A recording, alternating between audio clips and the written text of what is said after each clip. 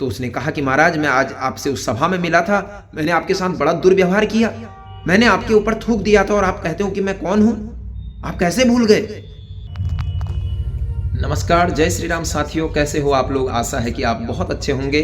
दोस्तों, आज हम आपके लिए एक विशेष चीज़ लेकर के आए हैं। जैसा कि आपको पता है कि नया साल आरंभ होने वाला है अंग्रेजी माध्यम से, तो नए साल के पावन उपलक्ष्य में हम अपने चैनल में कुछ नया करने जा रहे हैं। जैसा कि आप जानते हैं कि हमारे चैनल में आज तक केवल धार्मिक और आध्यात्मिक विषयों पर हम अध्ययन की वीडियो लेकर के आते थे, जिसमें आप रुद्राष्टाध्यायी, दुर्गा सप्तशती व अन्य शास्त्रों को पढ़ना सीखते थे। साथ ही राशिफल इत्यादि के विषय में हम वीडियो लेकर के आते थे। लेकिन अब से नए साल के उपलक्ष्य में 1 जनवरी से 2025 के इस वर्ष में हम सोच रहे हैं कि अपने चैनल में कुछ नया किया जाए, जिसमें कि आपको हम डेली ब्लॉग्स भी लेकर के आएंगे। डेली ब्लॉग्स में आप देखेंगे कि केवल ब्लॉग्स ना होकर के उन डेली ब्लॉग्स में आप अब से हमारी दैनिक दिनचर्या से लेकर के साथ ही कोई एक ऐसी प्रेरणादायक कहानी या शास्त्र की बात हम आपके लिए लेकर के आएंगे, जो आपके लिए एक अच्छा शिक्षा का स्रोत भी बनेगा, जो आप अपने बच्चों को दिखा सकते हैं, जिससे बच्चों में एक आध्यात्मिक चेतना की जागृति होगी। और हम सनातनियों के लिए विशेषकर देखें तो सभी के लिए वैसे देखा जाए तो अपने धर्म के प्रति कुछ समय हमें जरूर निकालना चाहिए और धर्म आध्यात्म की तरफ बच्चों को जरूर मोड़ना चाहिए। इस चीज़ की हमें विशेष ध्यान रखने की ज़रूरत है।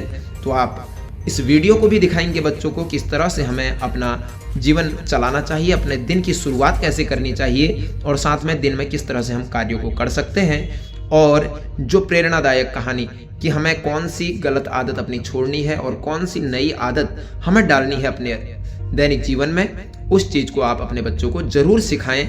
इस वीडियो से आपको बहुत कुछ सीखने को भी मिलेगा।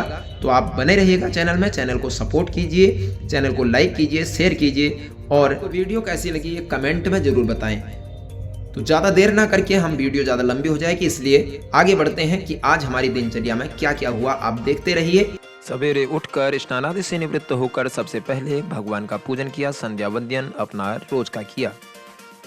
मंदिर में मैं पहुंच गया था। मंदिर में पहुंचने के बाद में मैंने अभी यहाँ पर पूजा अर्चना के लिए पूरी तैयारी कर ली है। यहाँ पर भगवान जी का स्नान और श्रृंगार इत्यादि कर लिया है। अब आपको स्नान और श्रृंगार की बाद की मैं झलक दिखाने जा रहा हूँ। पहले धूनी के दर्शन कीजिए, पावन धूनी ये है यहाँ की। उसके बाद मंदिर में प्रवेश करें उससे पहले आप द्वारपाल जी के दर्शन कीजिए। मंदिर में प्रवेश करते हैं, देखिए भगवान के पावन दर्शन।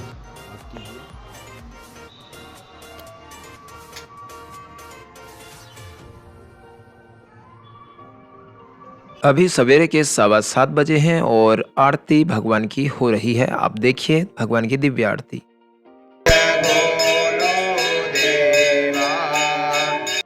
आज सुबह सुबह बहुत ज़्यादा कोहरा लगा है, इसलिए मैंने सोचा क्यों ना आज आग जलाई जाए। तो आज आग जला करके थोड़ा सा गर्मी लाने का प्रयास किया जा रहा है। आज हमारे मंदिर की छत डलने वाली है, तो सुबह के 10 बजे हैं और मंदिर के छत की तैयारियां पूरी हो गई हैं। तो अब छत डलने की पूरी तैयारी हो चुकी है। सभी श्रद्धालुजन भी और कारीगर लोग भी यहाँ छत में उपस्थित नजर आ रहे हैं। 11:30 बजे मैं मंदिर से आया और उसके बाद आजकल हमारे व्रत चल रहे हैं, तो फलाहार की तैयारी की। अब ये फलाहार करने की तैयारी हो गई है।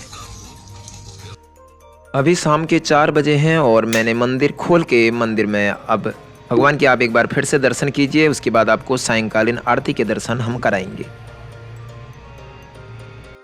आज हमारे मंदिर में सुंदरकांड का पाठ हुआ। उसके बाद सभी श्रद्धालु बाहर आरती में खड़े हैं और इधर हमारी गुलजू की आरती चल रही है। आरती इत्यादि हो गई है। अब मैं अपने निवास स्थान की तरफ जाकर आपको आज की प्रेरणादायक बात बताने जा रहा हूँ। तो प्यारे साथियों, जैसे कि आप जानते हैं कि ये पुराना वर्ष जो हमारा था वो बीत गया है और नए वर्ष की शुरुआत हो गई है। तो नए वर्ष की शुरुआत में हमें चाहिए कि हम जो पुरानी बातें हैं उन बातों को भी वहीं भूल करके आगे अपने जीवन में बढ़ें। जो भी गलतियां हमसे हुई हैं, चाहे हमारे लिए किसी और से हुई है, उन बातों को वहीं छोड़ देना चाहिए और नए साल की शुरुआत एक नए सिरे से करनी चाहिए। यदि कोई हमसे गलती हुई है, किसी के लिए हमने कुछ गलत कर लिया है, तो उसका प्रायश्चित करके अब से गलत ना करने की शपथ लेनी चाहिए और साथ ही उससे माफ़ी मांग लेनी चाहिए।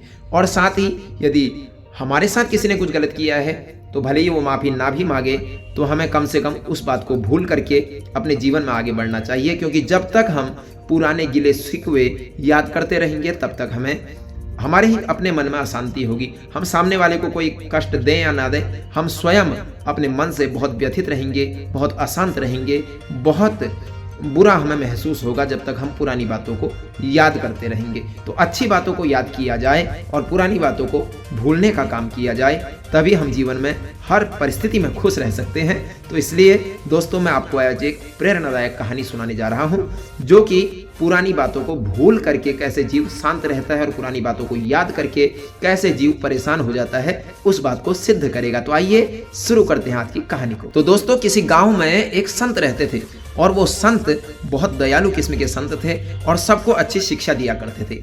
एक बार एक गांव में निकल पड़े और गांव में बहुत ज़्यादा भीड़ हुई थी। उस गांव में जब लोग इकट्ठा हुए तो लोगों के बीच में वो संत पहुंच गए और संत उन्हें प्रवचन देने लगे। संत ने कहा कि देखो, हमें कभी भी किसी पर गुस्सा नहीं करना चाहिए, किसी के साथ दुर्व्यवहार नहीं करना चाहिए, किसी को कष्ट नहीं पहुंचाना चाहिए। इस तरह की बातें समझा रहे थे, लेकिन तभी उस भीड़ में एक व्यक्ति ऐसा बैठा था जो बहुत ज़्यादा गुस्से वाला था, या यूं कहें बहुत ज्यादा क्रोधी स्वभाव का था। तो जब उसने सुना ये सब बातें तो उसने उस संत को गालियां देना शुरू कर दिया और उसने कहा कि देखो, ये सब बातें बनाता रहता है, ये तो उल्टी सीधी बातें सिखाता, सबको गलत गलत चीजें सिखाता है, बाकी इसके अंदर ऐसा कुछ नहीं है। ये सबको प्रवचन देता फिरता है, लेकिन इसके अपने अंदर कोई धैर्य नहीं है। ये तो खुद ही गुस्सा करता है, ऐसा करता वैसा करता, तमाम तरह की बातें कह गया। लेकिन बाद में क्या हुआ, जब माना नहीं संत तो हंसने लगे उसकी बातों पर। संत ने कहा कि कोई बात नहीं बेटा, मुझे गुस्सा नहीं आता, मुझे कोई परेशानी नहीं है तेरी बातों से, तुझे जैसा सोचना है सोच, लेकिन जितना तू गुस्से में रहेगा उतना तो खुद ही परेशान हो जाएगा। जब इस तरह से कहा तो गुस्से में आकर के उस व्यक्ति ने अपने क्रोध अवस्था में भर करके उस संत के ऊपर थूक दिया। और जब संत के ऊपर थूका तो संत तो वहां से चले गए, अपने कुटिया की तरफ चले गए, लेकिन इधर ये आदमी भी अपने घर पहुंच गया। अब जब घर पहुंचा तो घर पहुंचने के बाद तो इसका गुस्सा शांत हो गया। जब गुस्सा शांत हुआ तो अपने कृत्य पर इसे बहुत अफसोस हुआ कि मैंने आज एक संत के ऊपर थूक दिया, बहुत बड़ा अपराध मुझसे हो गया। होता यही है, हम गुस्से में कुछ भी कर जाते हैं, लेकिन गुस्सा जब शांत होता है तो आत्मग्लानि होती है। वहीं पर हम क्या करते हैं, जो समझदार है वो तो उस बात की माफी मांगता है, उस चीज का प्रायश्चित करता है, और जो अहंकारी होता है वो उस बात की माफी भी नहीं मांगता, बोलता चलो कोई बात नहीं, हो गया सो हो गया। लेकिन जहां हमने गलती की है तो तुरंत उस बात की माफी मांगो, अपने मन में उसको महसूस करके ना रखें। इस बात को ध्यान रखें, यदि गलती का एहसास होने के बाद उसे अपने मन में दबा करके रखेंगे तो वो भी हमारे लिए नुकसानदायक है। और गलती का एहसास ही ना होना, ये तो खैर बहुत बड़ा नुकसानदायक काम है, क्योंकि एक के बाद फिर एक गलती जीव करता चला जाता है। इसलिए जहां गलती का आभास हो वहीं उसकी माफी मांगो, वहीं उस बात को खत्म करो और कसम खाओ, उस दिन से शपथ ले लो कि आज के बाद ऐसी कोई गलती मैं नहीं करूंगा। अब इधर इसको अफसोस हुआ कि मैंने बहुत गलत किया, एक संत के ऊपर मैंने ऐसा दुर्व्यवहार किया। आत्मग्लानि हुई तो भागा भागा संत की कुटिया में गया, और संत की कुटिया में जाने के बाद इसने संत के चरण पकड़ लिए। संत तो मुस्कुरा रहे थे इसे देखकर, और संत ने पूछा कि कौन हो बेटा तुम यहाँ कैसे आए इतनी रात को? तो उसने बोला, अरे महाराज आप मुझे भूल गए? नहीं, बताओ तुम कौन हो, बताओ आखिर मैं तुम्हें कैसे याद करता, कब मिले? तो उसने कहा कि महाराज मैं आज आपसे उस सभा में मिला था, मैंने आपके साथ बड़ा दुर्व्यवहार किया, मैंने आपके ऊपर थूक दिया था और आप कहते हो कि मैं कौन हूं, आप कैसे भूल गए? तो संत ने कहा, देख बेटा मेरी एक आदत है, मैं पुरानी बातों को याद नहीं करता। यदि पुरानी बातों को याद करता तो मैं इतना शांत नहीं बैठा होता, जैसे तुझे आधी रात में मुझे पास भाग करके आना पड़ा। मुझे भी यही बात की चिंता होती, ना मुझे सुख होता न चैन होता, मैं यही सोचता रहता कि उसने मेरे ऊपर थूक दिया। मैं तो सारी बातों को भूल गया, मैं कोई बात याद नहीं रखता। और ठीक उसी प्रकार से माफ़ कर दिया और बोला बेटा तुझे प्रायश्चित हो गया, तुझे अपनी गलती का एहसास हो गया, तूने ये सोच लिया कि मैं आज के बाद ऐसी कोई गलती नहीं करूँगा, बस यही तेरा प्रायश्चित है और तुझे किसी दंड की आवश्यकता नहीं। दंड जीव को नहीं सुधारता, सुधारता तो उसका प्रायश्चित है।